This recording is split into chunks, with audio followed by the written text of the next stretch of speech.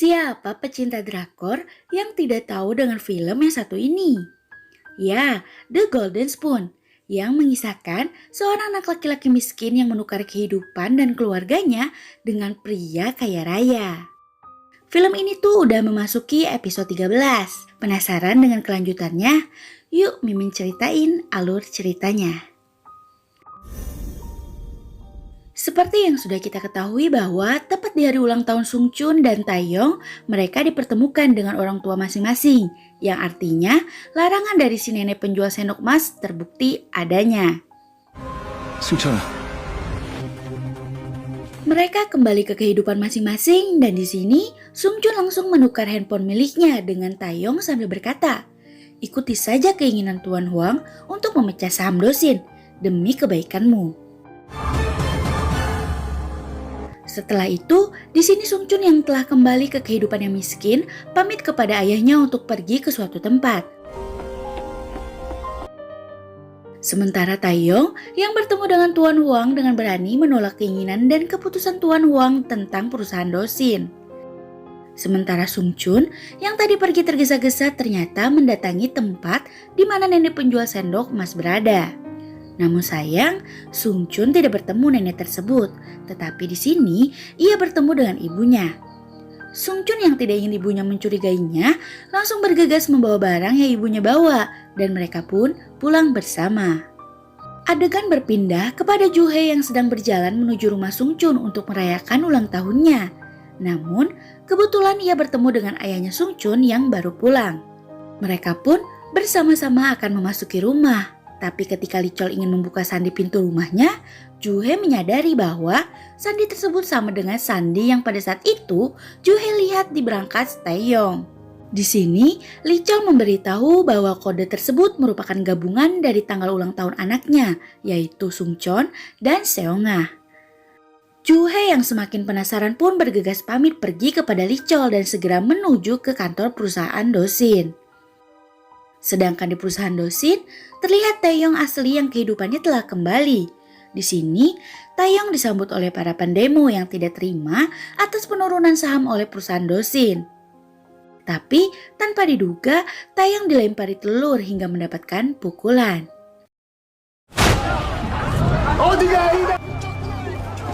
Sementara di dalam sudah terdapat Yojin yang tidak mengetahui bahwa Taeyong sudah bertukar kembali dengan Sung Chun. Yojin yang kesal atas perlakuan Taeyong yang meninggalkannya di hotel akhirnya menampar Taeyong. Tapi di sini Taeyong tidak tahu apa-apa dan merasa tidak melakukan hal itu. Di sini Taeyong meminta penjelasan Yojin. Yojin yang menyadari keanehan sikap Taeyong langsung menyadari bahwa Taeyong dan Sung Chun telah bertukar kehidupan kembali. Sementara di tempat lain, Sung Chun sedang merayakan hari ulang tahunnya bersama keluarga. Namun tampak terlihat jelas bahwa Sung Chun yang sudah bertahun-tahun bertukar kehidupan dengan Taeyong merasa tidak nyaman dengan keadaan sekitar yang terlihat usang. Di sini ibu Sung Chun menanyakan harapan Sung Chun di hari ulang tahunnya, namun Sung Chun dengan bergegas izin ke toilet.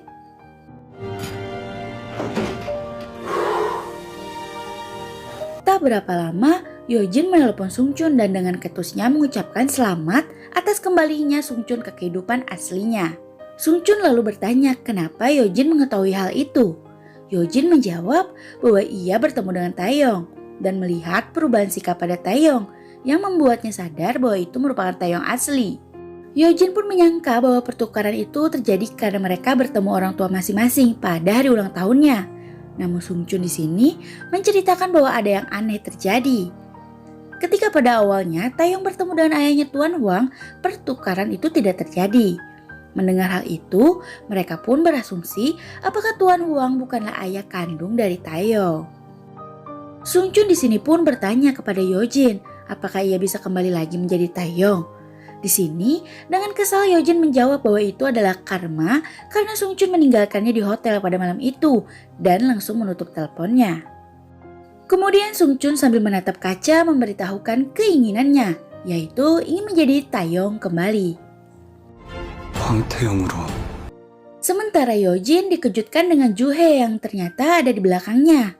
Yujin yang panik karena takut pembicaranya didengar oleh Ju Hei langsung bertanya kenapa Ju Hei berada di sini.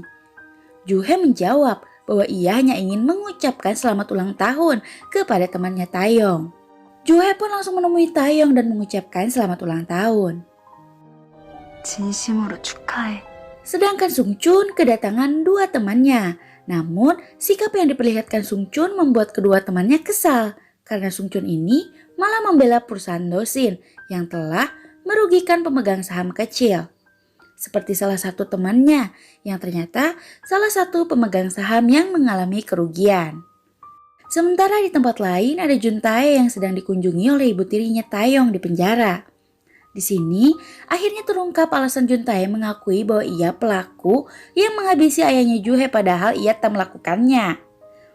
Di sini adegan flashback di mana Juntae bertemu dengan Tuan Huang. Juntae menjelaskan bahwa ia memang mendatangi kediaman ayah Juhe. Namun, tidak bertemu dengannya di malam kejadian ayah Juhe meninggal. Tuan Huang mengetahui hal itu, akan tetapi Tuan Huang menyuruh Juntae agar mengakui perbuatan yang tidak ia lakukan dan menyerahkan diri ke polisi. Jika Juntae tidak menyerahkan diri, maka Tuan Huang akan melaporkan dan membongkar kejadian yang telah Juntae lakukan di Amerika, yang akan membuat ia dipenjara selamanya. Oleh karena itu, Juntae harus mengikuti perintah dari Tuan Huang. Dan jika Juntae mengikuti perintah Tuan Huang, maka Juntae akan dibantu untuk segera bebas. Di sini kita dibikin tambah penasaran bukan?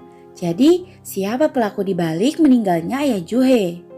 Adegan berlanjut ke Sungchun yang sedang berjalan dan dikejutkan oleh kehadiran Juhe.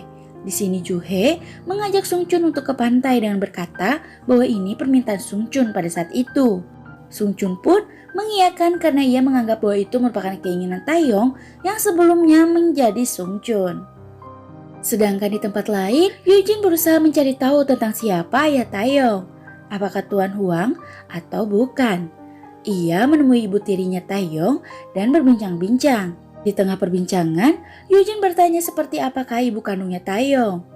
Lalu, ibu tiri berkata bahwa ibunya Taeyong ini merupakan orang yang tidak waras karena ia berselingkuh dengan teman Tuan Huang dan ia selalu meminta cerai kepada Tuan Huang. Mengetahui jawaban itu, Yujin pun langsung bergegas ingin memberitahu Sungchun bahwa mungkin saja Taeyong ini anak dari selingkuhan ibunya. Tapi Sungchun yang sedang di pantai bersama Juhe terus mereject telepon dari Yujin. Di pantai ini Juhe mengingat dan menanyakan apakah pantai di sini lebih bagus dari pantai yang pernah mereka kunjungi sebelumnya. Di sini, Sungchun yang tidak mengetahui hal itu hanya bisa menjawab iya setiap pertanyaan Juhe. Ternyata, Juhe menanyakan hal itu hanya untuk memastikan apakah yang dihadapannya ini memang betul Sungchun yang asli. Karena ia pada saat itu mendengar pembicaraan antara Yujin dan Sungchun pada saat itu. Akhirnya, Juhe pun mengetahui bahwa Sungchun memang benar sempat bertukar nasib dengan Taeyong. Namun di sini, Juhe tidak ingin merusak suasana dan mereka pun akhirnya menikmati waktu bersama-sama.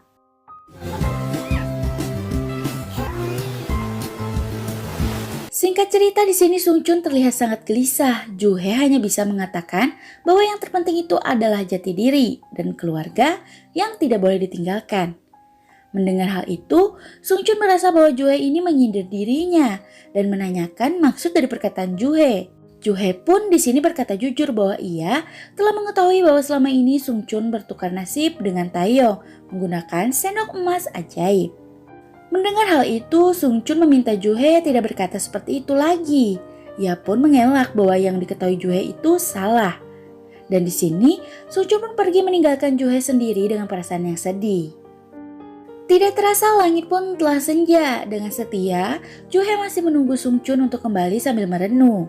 Tiba-tiba, Sungchun pun kembali dan berkata bahwa semua yang diketahui oleh Juhe adalah benar. Tapi Sungchun berkata, kenapa Juhe malah mengajaknya ke pantai dan tidak marah kepadanya? Padahal Sungchun telah tega meninggalkan keluarga dan Juhe.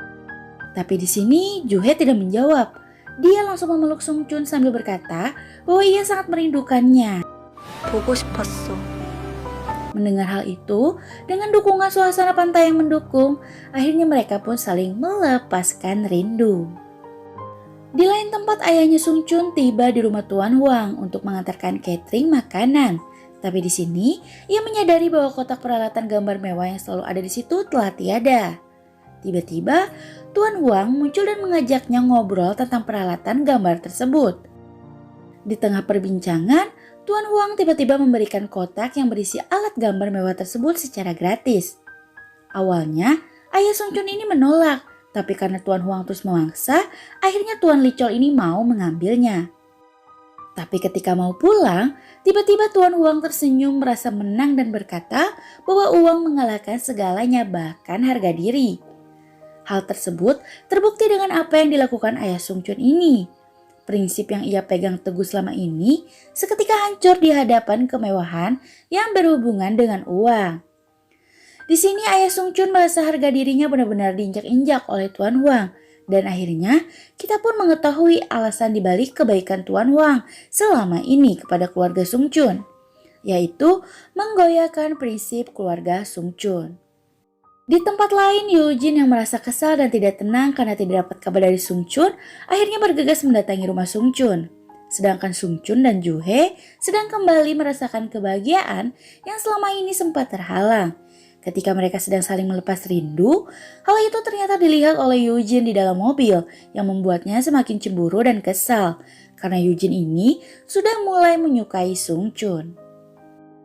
Eugene yang telah melihat hal itu langsung mendatangi ayahnya Sung Chun yang sedang galau atas perkataan Tuan Huang. Di sini, Eugene mengajak Licol untuk makan bersama yang tentu saja pasti ada maksud di balik itu semua. Adegan pun berganti ke Sung Chun yang merasa bingung dengan apa yang harus ia lakukan karena ia merasa dirinya ini bukan Sung Chun maupun Taeyong. Sedangkan di tempat lain, Taeyong yang sedang minum jus anggur tiba-tiba mendapati botol jusnya terjatuh yang membuatnya teringat dengan kejadian di malam meninggalnya ayah Ju He. Ia pun bergegas menemui asistennya. Di tempat lain, Tuan Huang mengunjungi museum Alex Bo yang menyimpan tanda tanya. Di tempat lain juga, ada Ju He yang mengingat perkataan Sung Chun dan memintanya untuk bertemu di tempat nenek penjual sendok emas itu. Kembali lagi ke Taeyong mengingat kembali kejadian yang terjadi di rumah Ju He dan ternyata pada saat itu Taeyong tidak melakukan apa-apa kepada ayah Ju He. Taeyong memang marah kepada ayah Ju He karena telah membicarakan hal tidak baik tentang ayahnya Tuan Huang. Tapi di sini Taeyong langsung bergegas pergi meninggalkannya. Tetapi Taeyong yang penasaran bergegas kembali lagi ke dalam dan melihat ayahnya Ju He sudah tergeletak dengan dipenuhi cairan merah yang tentunya adalah dada. Taeyong yang mempunyai trauma ketika melihat dada seketika langsung pingsan, tapi sebelum pingsan dengan sama-sama dia melihat ayahnya yaitu Tuan Huang berada di sana. Dan tentunya bisa kita simpulkan ya bahwa kemungkinan yang menghabisi ayah Ju He adalah Tuan Huang. Adegan beralih ke Sung Chun yang bertemu dengan Ju He di tempat nenek penjual sendok emas. Tapi yang mengejutkan adalah ketika jam menunjukkan pukul 12, tiba-tiba Sung Chun berubah kembali menjadi Taeyong dengan sendirinya. Yang tentu saja membuat Ju He berubah melihat Sung Chun bukan Sung Chun lagi, tapi Taeyong. Dan yang lebih mengejutkan lagi adalah ternyata Tuan Huang juga orang yang memakai keajaiban sendok emas. 너도 부자 되고 싶으냐? 사겠습니다. 입금 수저. Mengagetkan bukan? Dan video pun bersambung. Saksikan kelanjutannya di video terbaru. Buat kalian yang suka jangan lupa like, share, dan subscribe. See you next video. Bye-bye.